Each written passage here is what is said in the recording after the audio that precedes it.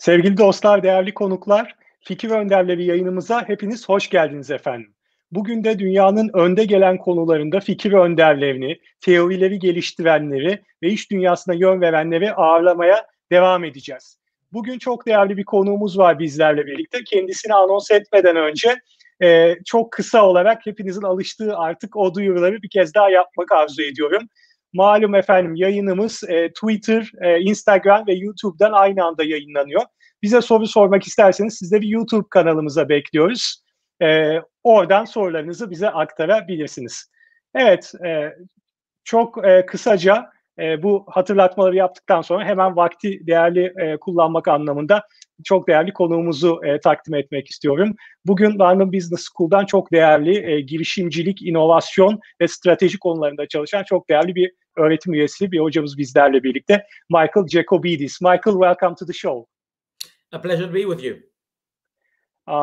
Michael, let's start with the COVID topic. You know, we have been going through this pandemic for a while. It has been a year nearly, and that has been a real shock for all of us, for businesses, for individuals.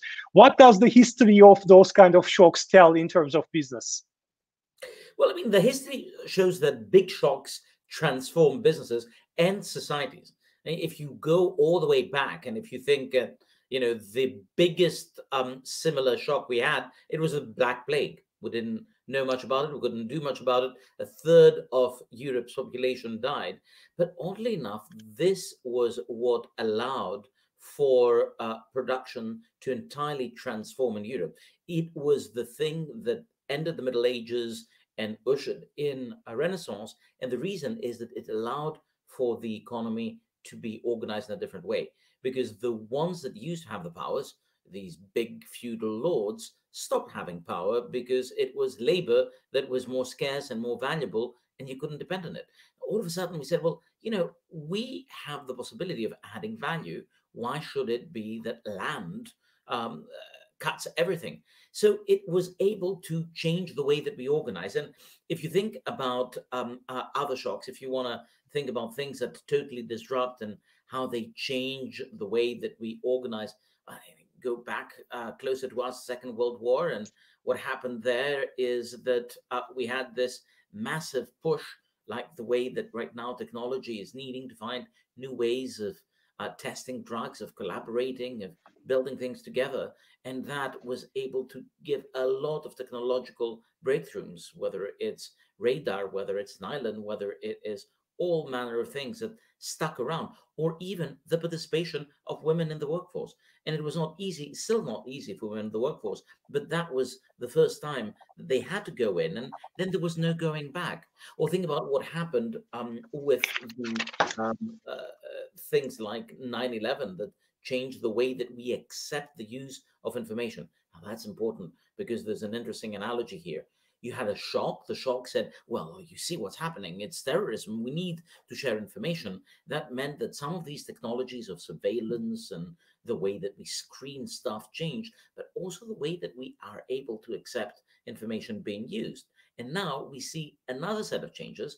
And this set of changes is probably going to do the same thing. And finally, you go all the way back down to SARS. You see what SARS did. Well, of course, it was a problem for Southeast Asian countries and China, but its weakening some of the traditional rivals was arguably an important part of what allowed new platform firms like Jack Ma's Alibaba to fill the gaps. So what do we see? We see that COVID is creating a shock, and a shock that is also changing some important things. It's changing digitization, because we all have to stick home and do stuff whether we like it or not, which means that we shop in a different way, we interact in a different way, which then says, that may allow us to change the way that we organize, both within a company and overall in the economy. So it is a harbinger of significant change.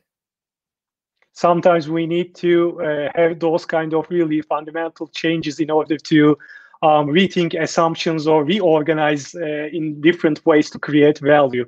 But the other thing about the pandemic and afterwards is the term new normal. We have been seeing lots of speakers or lots of thinkers mentioning the new normal era.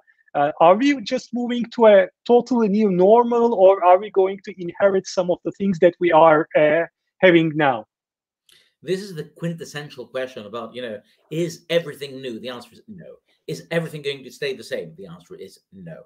Well, first of all, what you were saying a moment ago, there is a huge amount of inertia, and the strongest in terms of any organized society, as well as us as individual human beings, we tend to replicate our previous experiences, but we also get shaped by stuff. So what we need to figure out is what is here to stay and what not. So, you think about breaking it up, and then you're like, okay, so I probably need to think about what is a genuinely new trend and what is not. But most importantly, what's going to be a small blip on the horizon.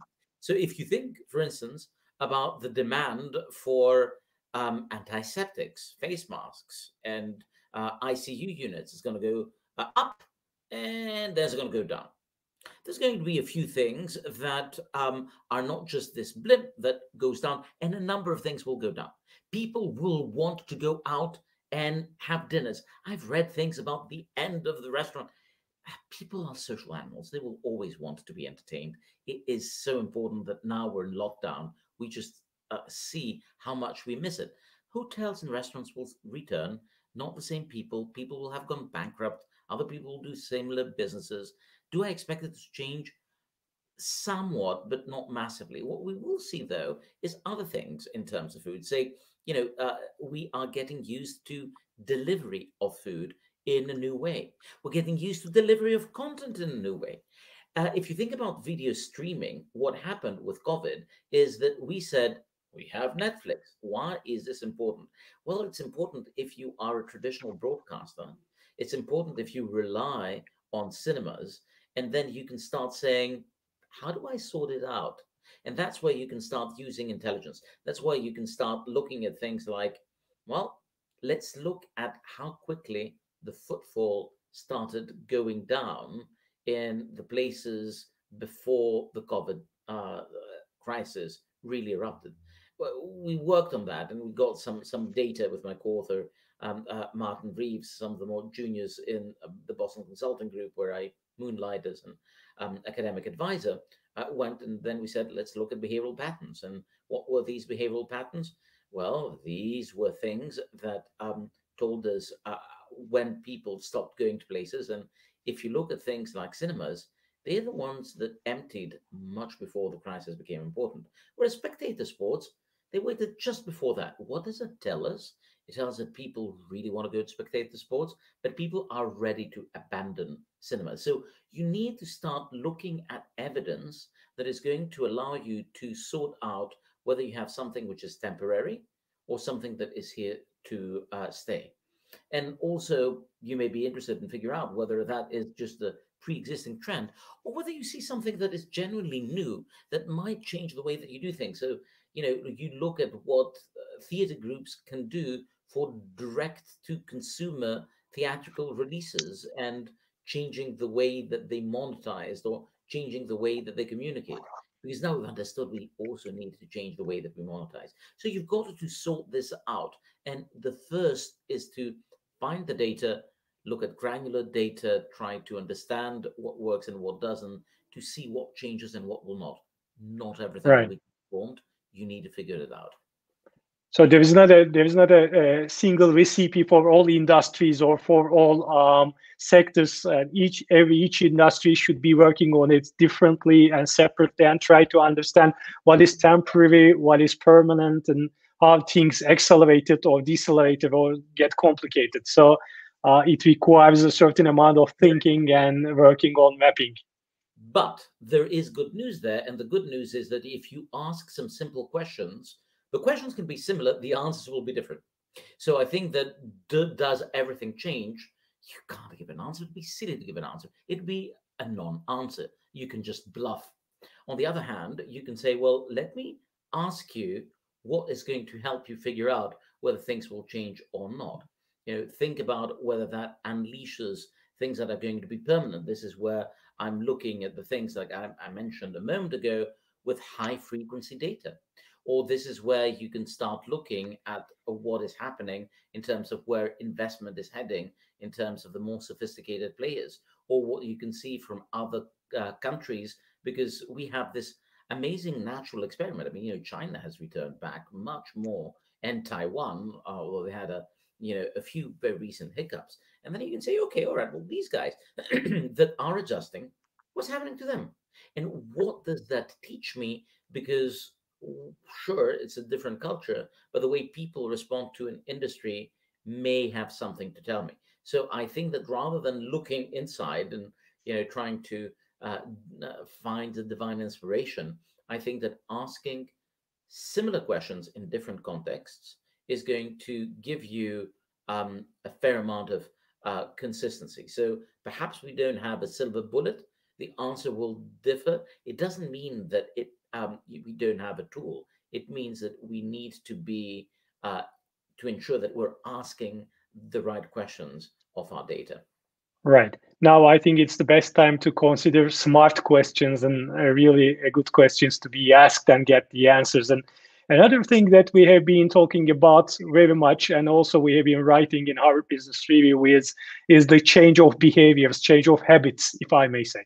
And in your wonderful article that we have also published a couple of months ago, you have also mentioned that it requires, I think, average 66 days for a habit to change.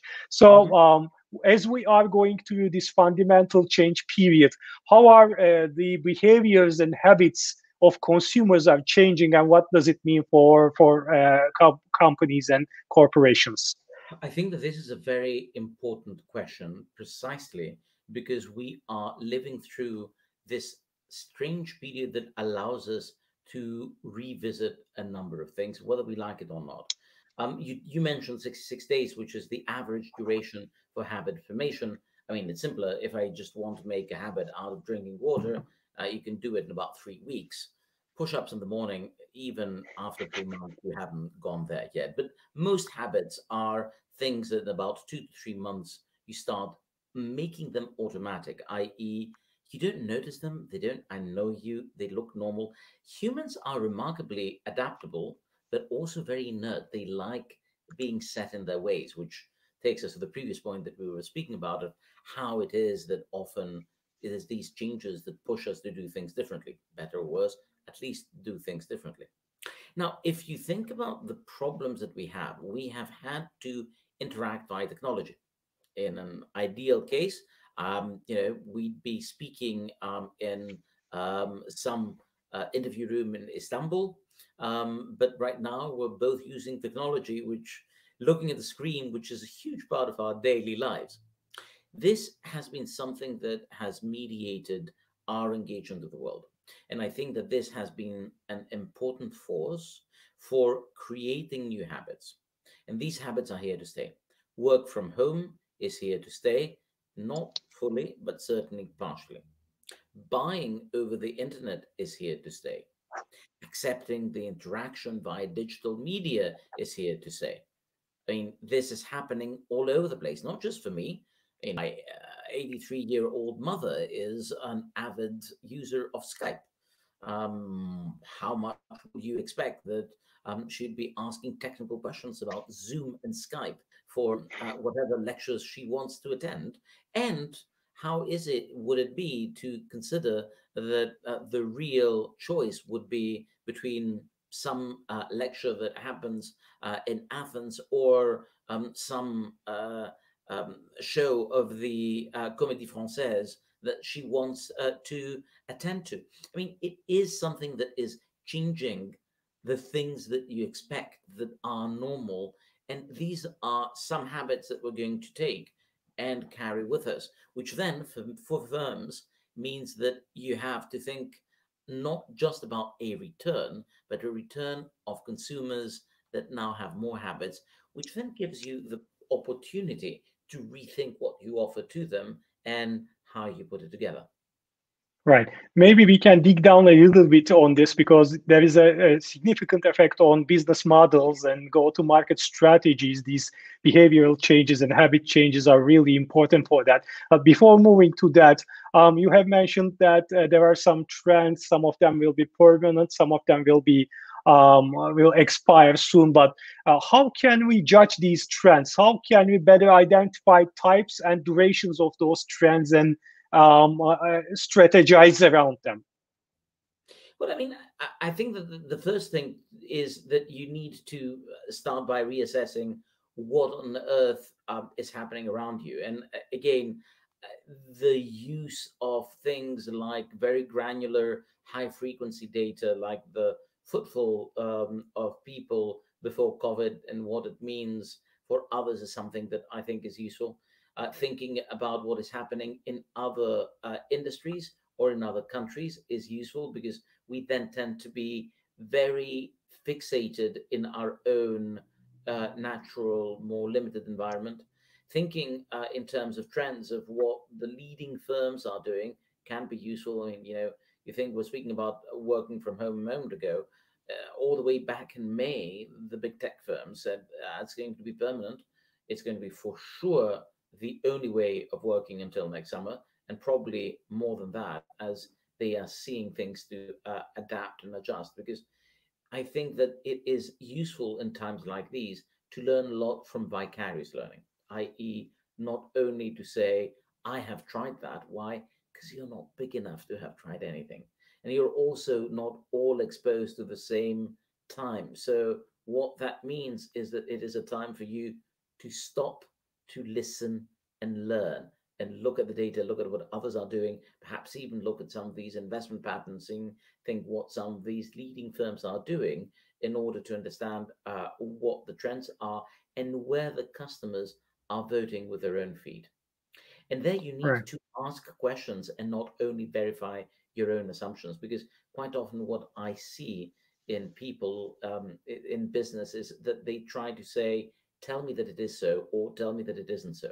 So rather than trying to figure out what is changing, they have a belief that they're either trying to prove, sometimes, oh, tell me that the world will continue doing what they are doing, or to disprove. The problem is that if you focus on proving or disproving your favorite theory, you're missing out all the subtlety. Will people return to restaurants? Yes. Does that mean all is back to normal? No. So I think that this is where you're saying, what is changing with people? What is it that they now want? What is it that they actually don't? And asking fairly straightforward questions in that regard, I think, can take you a long way. Right. There has been a question from the audience about this work from home trend becoming permanent, Michael. Our viewer says that what makes you think that work from home will be here to stay, opposed to stepping back to old ways? Because when we have seen a slightly decline in the cases here in Turkey and even in around most of the countries, the first thing that governments do or companies do is to go back to the old normal, to take children to back to school, or to ask everyone, even white collar workers, to come back to office. So there is kind of a trend or a reflex about going to the same old normal. What makes you think that this chain is going to be broken at some point? I absolutely agree that this is going to be a strong push, because people like doing things simply and on the base of their routine, and they're like, enough with that. I want to go back to exactly what I was doing.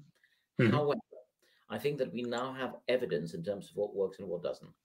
People have been uh, able to adapt and adjust to working from home. Now, of course, that varies quite a lot. If you've got a small two-bedroom flat, two kids, one of them a toddler, the other one needing to go to school, good luck.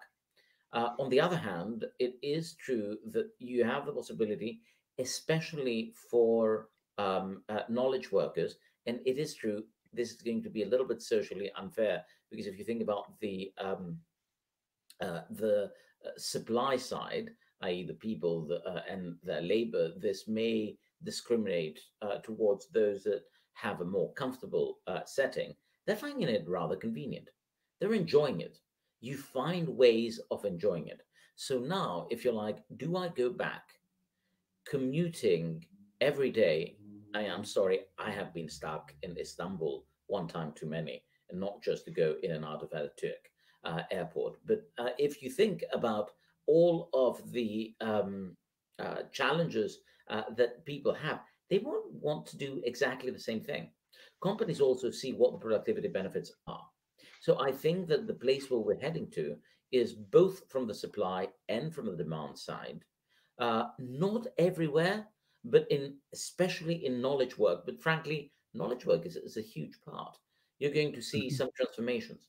And we're already seeing that in interesting ways. Countries are starting to vie for digital migrants. Property prices are starting to change in places that are a little bit more pleasant because people say, you know what, I don't need to be abused in the center of the city if I can find a slightly more mixed model. So, do I expect there's going to be changes? Yes. Why? Partly because if some companies don't do it, other companies will be able to attract the people who are smart and able and tell them, I'll give you a deal that's going to be better. And people are not just driven by money, they're driven by ensuring that they have a life that they like. And I think COVID, if anything, is going to enhance that. So I think that those that totally stick with the old ways are probably going to be losing out. Right. There's a lot of change going through, Michael, as you have mentioned, from way of working to habits. And all of those changes will have a definite effect on business models or how companies or individuals create and share value. So, looking at the business models or future of business models, what picture do we see? What is the perspective of reconfiguring business models around those changes? I think that this is even more important. And frankly, working from home is easy to do. Why? Because you have to do it whether you like it or not. We were looking at we did a survey with BCG in the early stages of the crisis. Well, in May at some stage of CEOs, and I think that an even bigger number than the one that identified work from home as an important change identified the working through new business model as a crucial bit. And the reason that this is important is that you have changes in the architecture, in the infrastructure of the way firms work, i.e., digitization is changing both how we consume and how we can connect within our organization or across the organization. So you are now seeing a significant change that can be broken up in a number of different pieces. The first thing is the digitization of the value chain. I mean, you have companies like Heinz that now can offer you the soup at home, or PepsiCo that owns Quaker Oats and Cheetos and all kinds of other healthy, mostly unhealthy snacks, has snack.com or pantry.com that ships these things to you.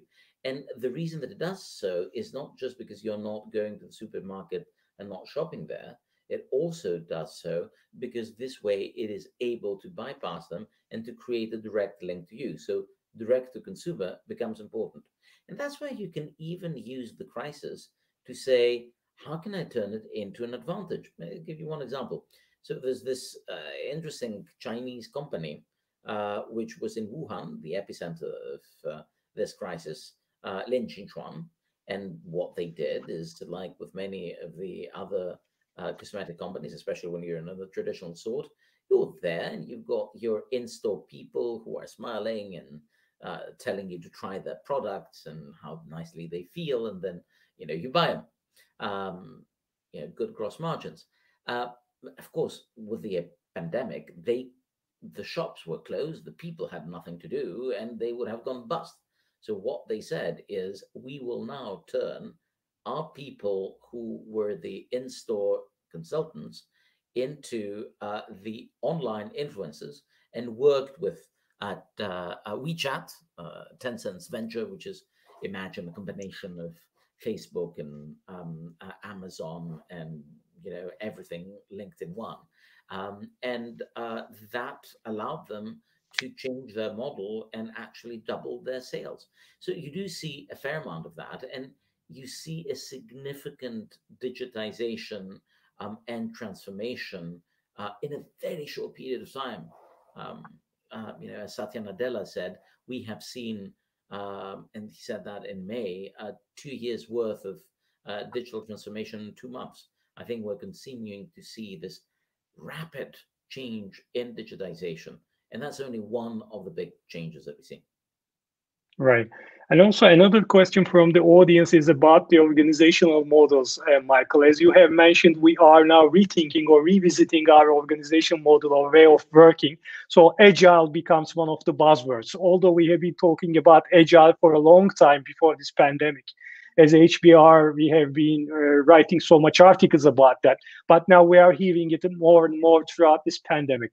What do you think about agile and creating more and more innovative value with the organizational restructuring?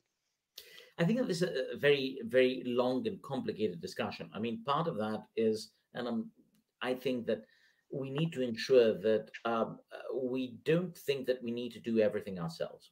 I think that it is important to keep in mind that keeping abreast of what is happening and changing our position is useful. And sometimes we may find that it is best for us, rather than to be the innovators, to be the complementers of the innovators. I think that that in itself requires some agility. I think that one of the good things that we see is that in this digital transformation, this digital era, innovations can happen in small increments. What's the problem? The problem was that in the past, in order to try something new, you needed a lot of physical infrastructure. If we're speaking about digital, you can experiment much more. Minimum scale becomes smaller. The possibility of concurrently running stuff is much greater than it was before. That then changes the nature of the dilemmas, and in a way makes it easier for you to be a little bit more adaptable, because before you had to think about these indivisibilities, i.e. the fact that you have a lot of money that needed to be put in one particular objective. And that's kind of good, but you need to start taking an approach that allows you to do two things. It allows you to do more bets and look outside more than you did in the past. And you need to know what you scale up and where you pull the plug, i.e., this shouldn't be a place where you just dump money. Final thing that I say, it requires that you focus on learning from what others are doing and then testing, as opposed to trying to invent everything in-house.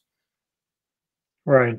And speaking of those changes, we have been talking about new business models, new organizational models, agile way of working, and all of these changes requires reallocation of resources, human capital, and monetary capital. And most of the companies are not so much flexible about reallocating all their capital structure. So, how successful are companies in order to cope with that change in terms of reallocating resources? Not that much, but before we go there, I think there's one final bit that I wanted to cover, because I spoke about some of the changes in the business models and digitization, and then we spoke about the need for agility.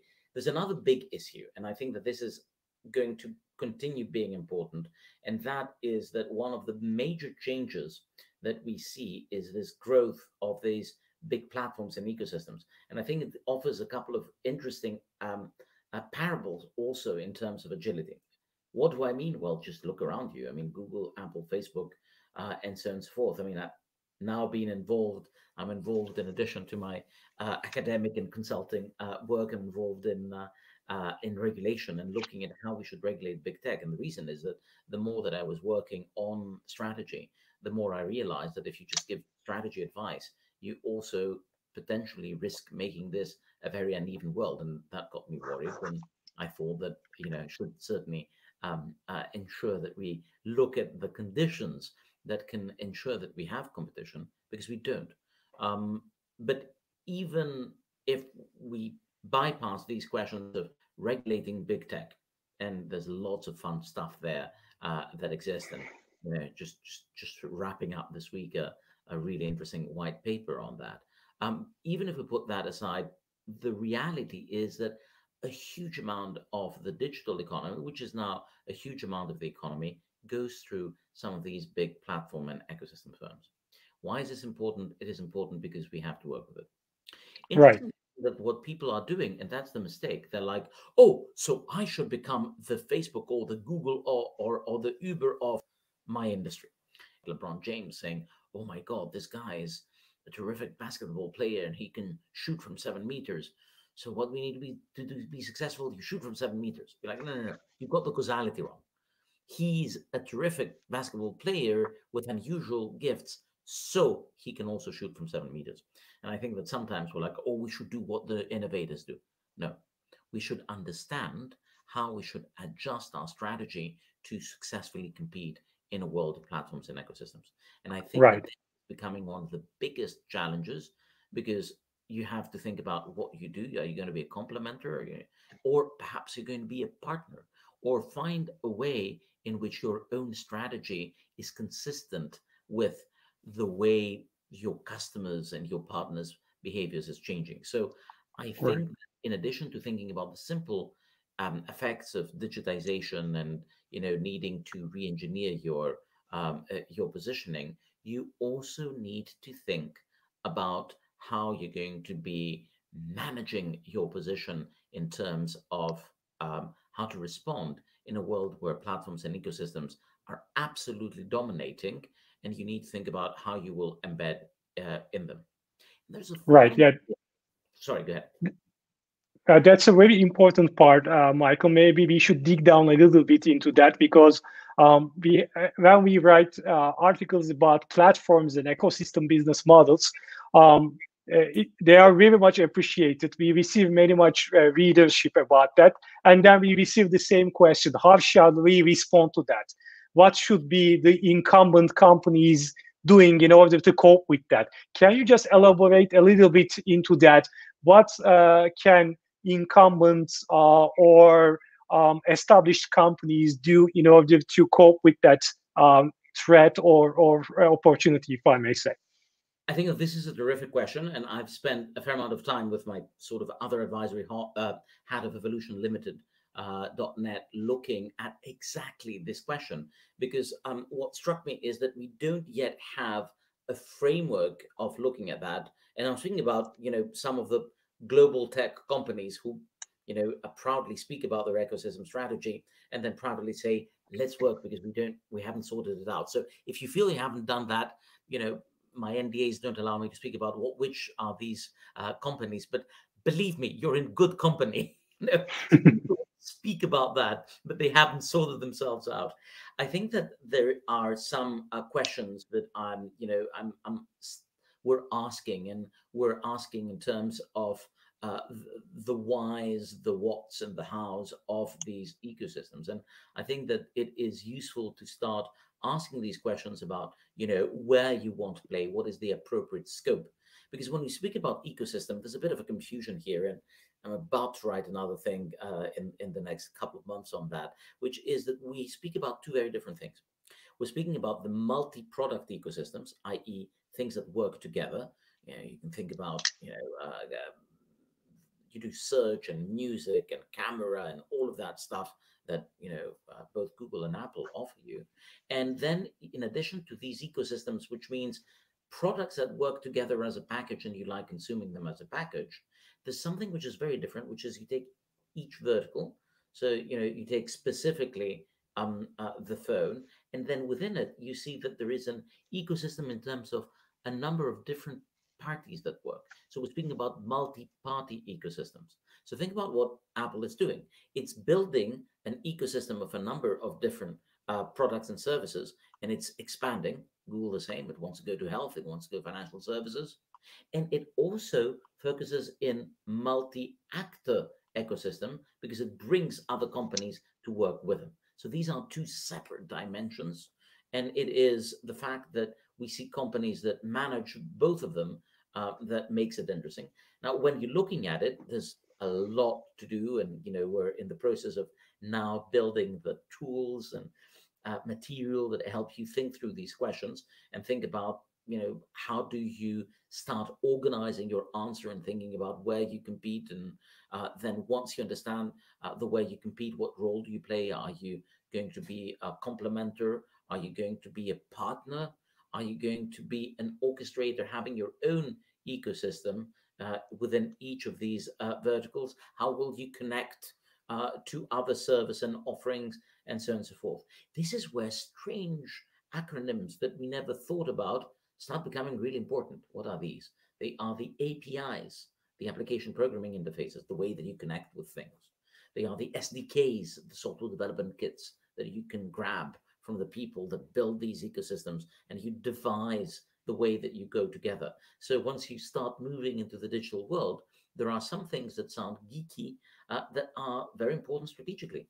And also that's where regulation becomes important. And that's, one of the reasons that I'm spending a fair amount of time, involved with regulators and, having a role in one of these regulators as well, which is to say that you need to think about how things that are regulated. In Europe, we have the Digital Services Act that's about to hit the press in literally 8 days, and then a number of other things, the new competition tool, and you have the Privacy Act, and all manner of things that say, am I going to be allowed to use data from my customer to better understand and better serve them? Will I be able to work with another company, or will I be able to buy the data from the customer in order to be able to serve them? These are questions that relate to what you can offer the customer, the way that you can connect with them. So all of them are going to be part and parcel of the stuff that we do. So if you think about COVID, I think COVID has amplified these questions because it makes us understand the importance of platforms and ecosystems. One, you can look at last year's HBR in the same issue. In the international edition, I had another article on this, or Right. any of the other things that are coming out. But it is a fascinating world, and as I said, don't worry, you're in good company, because there's a few companies, and you can see the meteoric rise, that do it right. But there is a lot of opportunity to adjust, and I think that this is going to make a heck of a lot of difference. And Right. then we go to the stuff that you're looking at. Once you have understood what is on the way up and what is on the way down, what you should support, what you don't support, you need to see how you can actually make it work. Right. Speaking of regulation, it's one of the hot topics. It has been a hot topic for a while, but with the pandemic, there is a certain debate that in the future we may have much more regulated, much more polarized world in order to cope with all those negative side effects of those change, if I may say. As you have been very much into this regulation thing, especially in the era of high tech, what should be the delicate balance between regulation and letting innovation go? Well, I think that the irony here is that part of what you're trying to do, even in regulation, is to do it so that innovation can go. And I'm speaking, having just been involved in drafting some of that myself. And what you're trying to do is that you're trying to say, well, how can I do something that allows for new things to come up? Now, of course, if you ask Google or Facebook, what they might tell you is, oh, if you regulate, then we will not innovate. Which is kind of true, but part of the answer is, well, you will not innovate, but someone else will. And why exactly did you, Mr. or Mrs. Facebook, pay $21 billion to buy a company that has not made a single dime in its life, WhatsApp? Well, the answer is because this way you can extend your ecosystem, you can lock people in, you can get information, you can create revenues because you know everything about people. Is this good? Well, I'm not entirely sure. Would there be more innovation if these things were more limited? Even shock horror, if we started thinking about breaking people up, innovation would be different. And I think that innovation from incumbents would not be as strong, but innovation overall and the services we offer to people would be different. And there's one final thing, and that's where we are in really murky waters when it comes to regulation. People are unfortunately lazy. Now, that's both good and bad news. The reason that it's good and bad news, first of all, people are what they are. I mean, who am I to judge?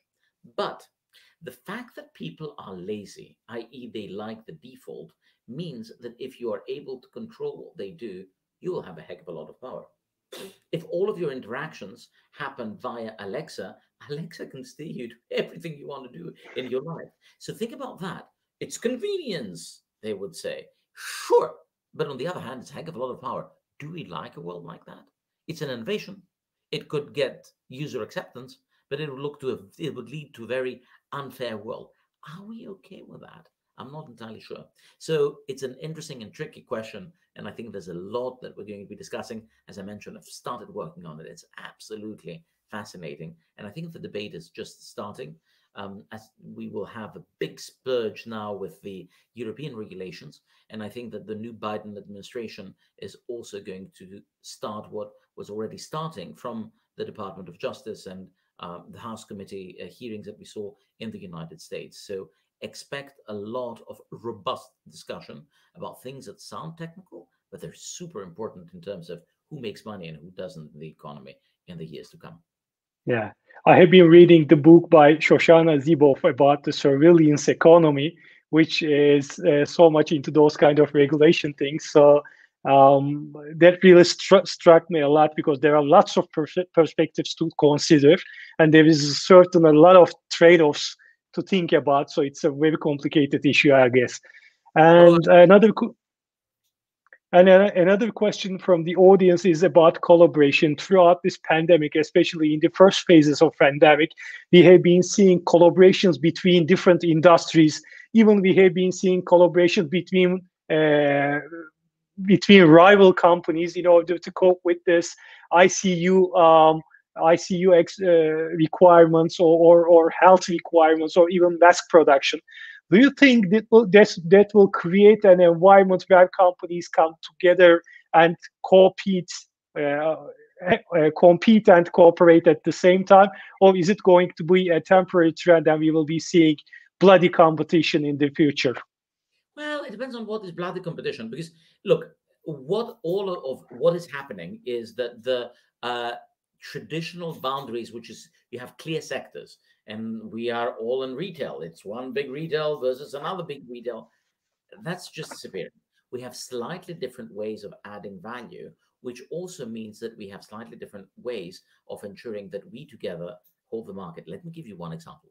One of the dirtiest secrets in terms of the big tech is that they are essentially supporting each other while they are pretending to compete with each other.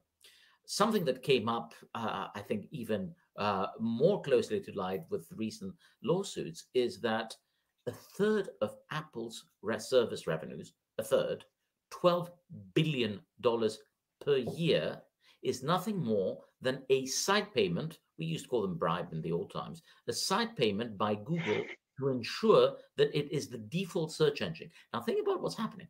Apple says, I'm the good Boy Scout, and I am not abusing your data.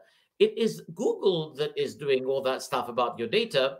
The real reason is that it is more profitable for me to sell actually the access to Google and then tell Google, you give me 12 billion, I deal with all the data, we're all happy, we don't make a fuss about it. And now the regulators are, what are you guys? What, we don't know what you're talking about. And now Apple is saying, okay, all right, perhaps we're going to have our own search engine. And Google's like, we're not doing anything that is legal here. So of course it's not illegal, but I think that what you see is that there's an interesting amount of accommodation because there are increasingly complex models whereby you can find opportunities to collaborate to dominate the market as opposed to compete head on. And competition is now changing. Competition used to be within one market. Now it is to carve the market, either to put it more narrowly or more broadly and envelop. And this way, you are now competing on what the market looks like and what it is. And the business model design becomes a huge part of your strategy. Right. Another question from the audience is about the coexistence or cooperation between platform or ecosystem companies and established monopoly companies, if I may say. Our viewer is asking, does a company who has created an ecosystem go hand in hand with a company who has achieved a monopoly? Do you think this kind of collaboration can be real? Well, I mean, in a way, the companies that create an ecosystem are more powerful than traditional monopolists because they create a power that is very difficult to dislodge. But, and here's the interesting thing, clever design can dislodge them, because in the past, you had people who had a monopoly on energy. You can't redo or rethink energy, or they had a monopoly on tobacco. Well, it's one thing, tobacco, you know how it works. The way that things work now is a little bit more subtle. So you would think that, oh, e-commerce is in the hand of one company, and you say, okay, in China, Alibaba is the undisputed king, and they're doing nasty things if you are the second company there. However, the second company that used to be JD.com got surpassed. How did it got surpassed? There's a new company that is called Pinduoduo that has been able to totally break in and be successful in that market. How the heck did it do it? Well, it did that by doing gamifying the experience. So saying that I will now create a different attraction. I will bring people in by video games. I will give them points in my video games if they bring other shoppers in, and I'm going to turn it into a much more interactive and much more gamified experience. So you are changing the definition of what exactly you are offering, and you are creating your own little stranglehold or monopoly in that area. So what is monopoly is almost up for grabs for the definition. Now, if the question was like, can existing dominant players find a way of competing with big tech? Big tech isn't sentimental, or those that have the ecosystems. If you have something to offer to them, great. What does it mean? It means that you need to think about what the appropriate strategy is. The other thing that you need to think of is, how clever are your regulators? How up to speed are they in terms of understanding these new types of monopoly power? Both of these things are up for grabs. Okay. Michael, we are coming to the end of our show, so time flies with you. And last but not least, let me just ask a question from the audience, and then I'll broaden it a little bit more. It says that how does the notion of strategy change in this VUCA, volatile, uncertain, complex, and ambiguous times? And how should we consider the concept of strategy throughout these times? I think that it becomes much more fun and it becomes much more interesting. Basically, I think that the shift is the tools change. If you could not change your industry, then you could do industry analysis. Now it is about imagining what your sector is going to look like, how you compete with these ecosystems, the way that you have your strategy, where do you play and how do you play. I think that rather than speaking about VUCA in general, I don't find it very useful. Sure, the world is changing, but in which ways? I think that the world is simply not taking some things that were granted. We see that in sectors like healthcare. So you see the opportunities, and then you see how you are able to create value by finding new ways of connecting to your customers. Let me give you an example. In healthcare, we used to have given verticals. There were some people that were working on the insurance side only, some people on the fulfillment only, some people who were doing the curing, some people who were doing the you're at home and will support you. If you look at what's happening in some of the more liberal markets, like in the US, first of all, with digital technologies, you can connect them. And then you can do a multi-product ecosystem that brings them together. And you can do a multi-actor ecosystem of bringing all of them to have an all-in-one. I'm going to give you something which digitally envelops you and guides you through all these choices and makes you feel better and has a value proposition that you're like, oh, thank God, it's much less complicated and I feel better. The other thing that allows you, though, is that it allows you to focus on particular customer groups. So what you have now seen is the growth of some companies like Omada for chronic diseases. They focus specifically on what the needs are for people who have chronic diseases, because they're like, you know what, now that I can offer this all in one thing, I can really focus on the needs of one group of people, and I can create all the benefits of the economies of scale and the synergies that I can get with them. Others like go to all people tier, or others for women's health only. So I think that you see a new type of customer centricity and a lot of strategy. And the strategy now will not take the sectors for granted, but will need to understand how to both engage in this digital environment and how you engage with the platforms and ecosystems. And I think that this is how strategy is different. The focus changes, some of the tools change, but the excitement remains. And if anything, it becomes more interesting and more exciting. You need to understand what is your play script, and you need to not take things for granted. Michael, thank you very much for your time. Really appreciate coming here to this evening and sharing your experiences and ideas with us. It's been great fun. Thank you very much, and all my best. Please stay a while, so I'll do the conclusion in Turkish, and then we will say goodbye to our viewers. Değerli izleyicilerimiz, bu akşam Michael Jacobides'i misafir ettik. Gerçekten hem ekosistem tarafında hem strateji tarafında hem de yeni modeller tarafında, üstelik bunların regülasyon tarafında çok değerli bilgileri olan bir uluslararası akademisyendi. Umarım sizler için de keyifli ve ilham verici bir yayın olmuştur. Fikir Önderleri serimizde dünyanın değişik yerlerinden fikir önderlerini sizlerle buluşturmaya devam edeceğiz. Haftaya tekrardan görüşmek üzere. Şimdilik hoşça kalın. Hepinize sağlıklı ve iyi günler diliyorum efendim. Teşekkür ederim.